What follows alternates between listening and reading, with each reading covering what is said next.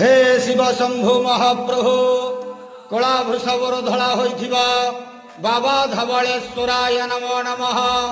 दीपं ज्योति परम ब्रह्म दीपं ज्योति जनार्दन दीपहरत मे पाप पूजा दीप नमस्तुते।